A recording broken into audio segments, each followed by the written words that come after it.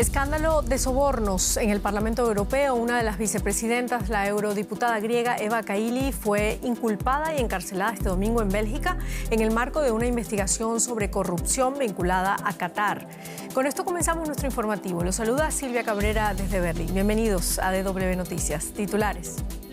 Un juez belga envió a la cárcel a la vicepresidenta del Parlamento Europeo, Eva Kaili, acusada de corrupción y blanqueo de capitales. Otras 3 personas también fueron detenidas, todos sospechosos de aceptar sobornos del anfitrión del Mundial a cambio de influencia.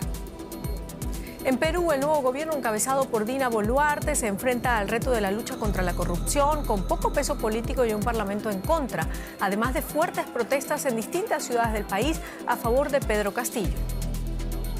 La cápsula no tripulada Orión ha vuelto a la Tierra amerizando en el Océano Pacífico. La NASA espera que la próxima generación de naves espaciales pertenecientes a su programa Artemis pronto pueda volver a llevar a seres humanos a la Luna, a más de 5 décadas de que lo consiguiera la misión Apolo 11.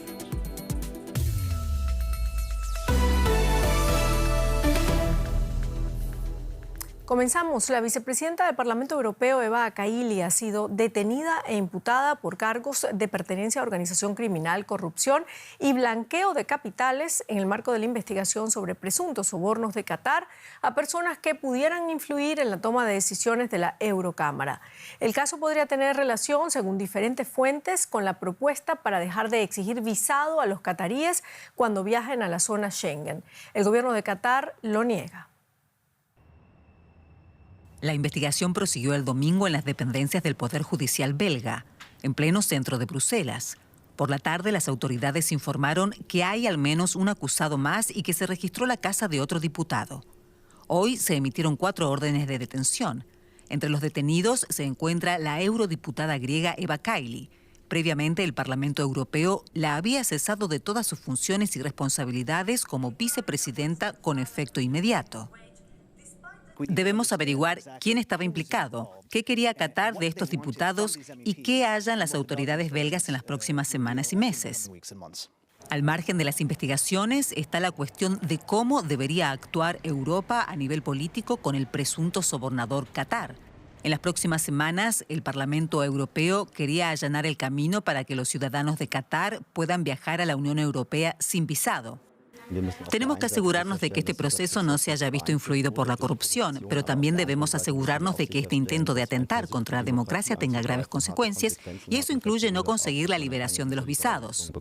También se han suspendido los contactos políticos entre el Parlamento Europeo y Qatar, incluido un viaje previsto para diciembre.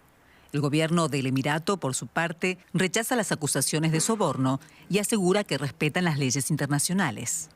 Bueno, y el escándalo ya conocido como Qatar Gate, uno de los mayores en la historia reciente de las instituciones europeas, sigue amenazando con ampliar su espectro. Ampliamos con María García Sornosa en Bruselas.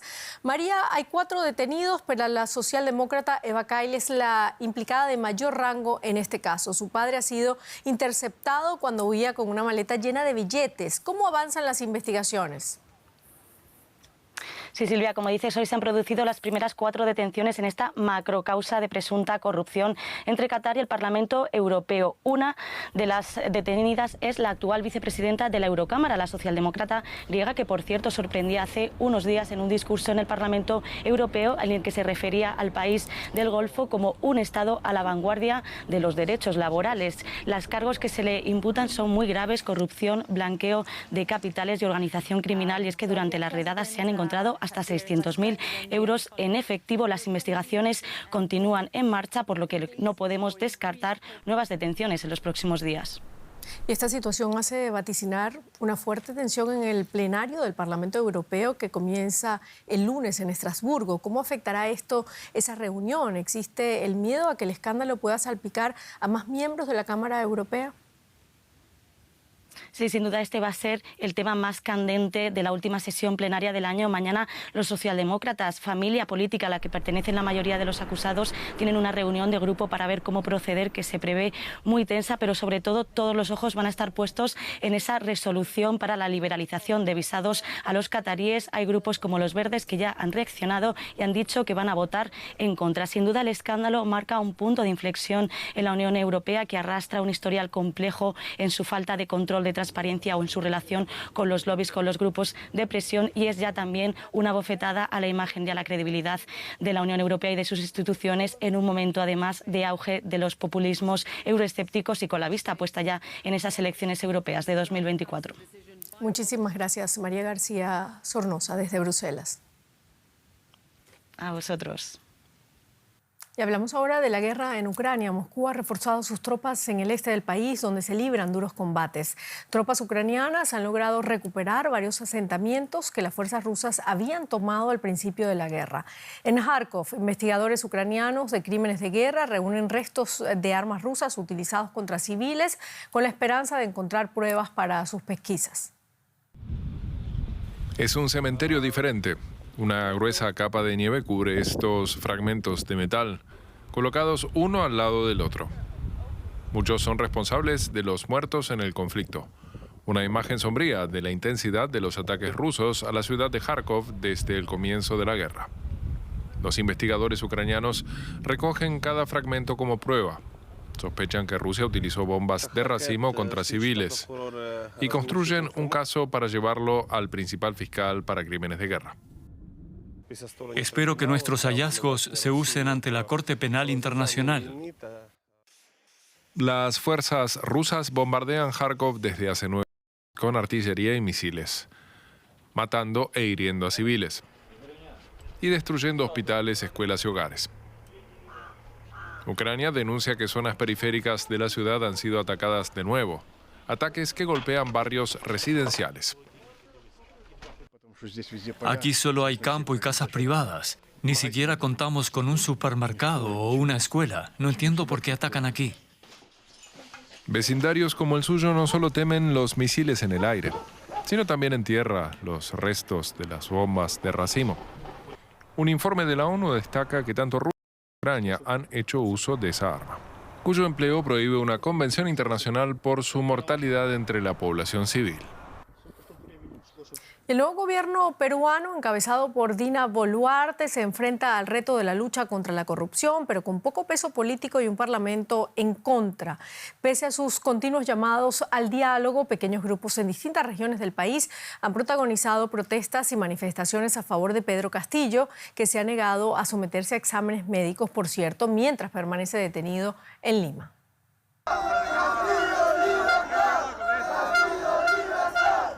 La crisis política en Perú parece no tener fin, al igual que las protestas en las calles.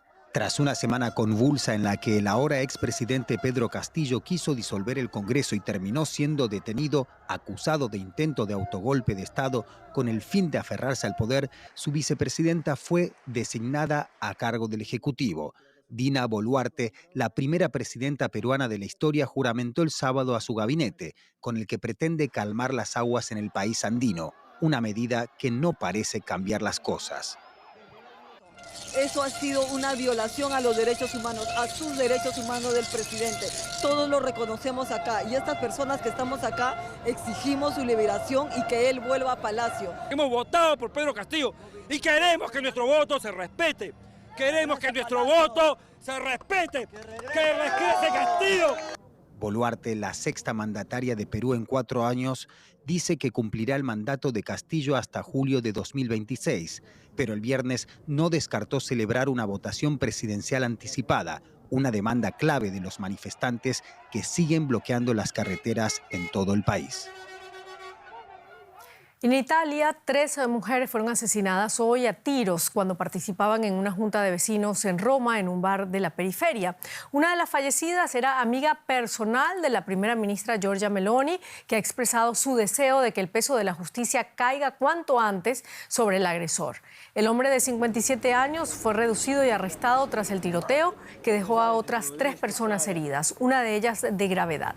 Se cree que el atacante actuó movido por las fuertes desavenencias que mantendría con los administradores del inmueble en el que vivían y a los que, según testigos, ya había amenazado en el pasado. Vamos ahora con otras noticias importantes de la semana. El ejército pakistaní afirma que el fuego abierto por fuerzas afganas mató a 7 civiles en el paso fronterizo de Shaman, en el suroeste del país. El paso, normalmente muy concurrido y una ruta comercial, permaneció cerrado durante varias horas. El mes pasado se registraron incidentes similares. Más de 500 inmigrantes rescatados en el Mediterráneo llegaron a Italia a bordo de sendas embarcaciones humanitarias. Habían sido rescatados en aguas internacionales tras navegar más de un día en condiciones adversas. El nuevo gobierno de la ultraderechista Giorgia Meloni se ha enfrentado a las ONGs que salvan inmigrantes en el mar, a las que acusa de fomentar el flujo migratorio desde África. Y la cápsula Orión de Artemis 1, la misión no tripulada de la NASA, acaba de amerizar en el Océano Pacífico frente a las costas de México. El vehículo entró en la atmósfera terrestre a una velocidad de cerca de 40.000 kilómetros por hora. La agencia estadounidense confía en que la nave de última generación haga posible que ya en 2025 el ser humano vuelva a pisar la Luna. Tras múltiples retrasos, la misión Artemis despegó finalmente hace casi un mes y el viaje al satélite terrestre fue un éxito. 3, 2, 1. Boosters in ignition.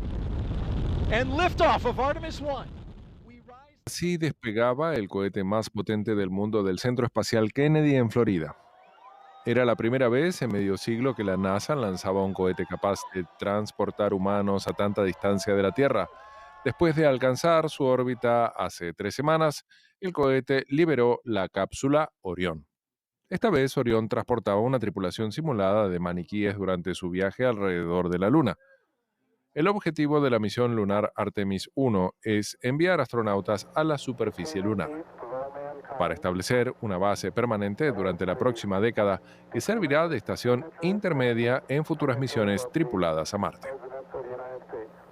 Y la victoria de Marruecos sobre Portugal, con la que se ha abierto paso para las semifinales de la Copa Mundial, ha desencadenado furor entre sus hinchas. Si bien los seguidores del equipo marroquí en Qatar marcan el ritmo de las celebraciones de este torneo, también muchos otros celebran sus triunfos tanto en casa como fuera de las fronteras de Marruecos. Los Leones del Atlas volvieron a sorprender. Marruecos es el primer país africano y árabe en clasificarse para las semifinales de un mundial. El entusiasmo de sus seguidores es inmenso en Qatar.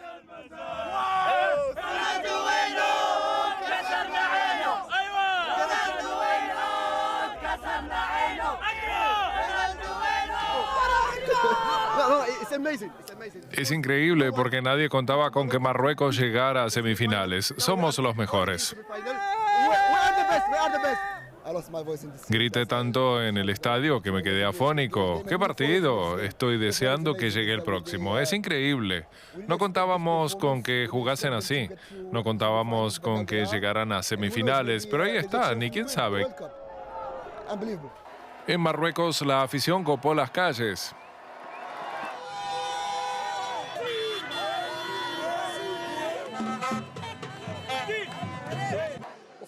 Nos llenaron de alegría y nos recordaron lo que sentimos cuando en 1986 le ganamos a Portugal y nos clasificamos para la segunda ronda. Hoy la alegría es distinta, a pesar del dolor de nuestros jugadores que acabaron lesionados. Pero ganamos. El éxito de Marruecos les ha granjeado simpatías en todo el mundo árabe. Tuvieron incluso el apoyo de los residentes sirios de este campo de personas desplazadas. Quiero enviarles un mensaje a los jugadores del equipo marroquí. Nos llenaron el corazón de alegría y nos permitieron olvidar nuestras preocupaciones aquí en este campo y el duro desplazamiento que sufrimos. Muchas gracias. Me quito el sombrero porque con este logro unieron los corazones de todos los árabes y nos hicieron un solo pueblo. Y personas de otras partes de África también apoyaron al equipo marroquí. Es una clasificación histórica no solo para Marruecos, sino para toda África. Estamos orgullosos de Marruecos. Les deseamos lo mejor en la semifinal. Marruecos tratará de prolongar su increíble racha y encadenar una nueva hazaña en el encuentro contra Francia el próximo miércoles. Y con eso terminamos nuestro informativo. Muchísimas gracias por habernos acompañado. Hasta luego.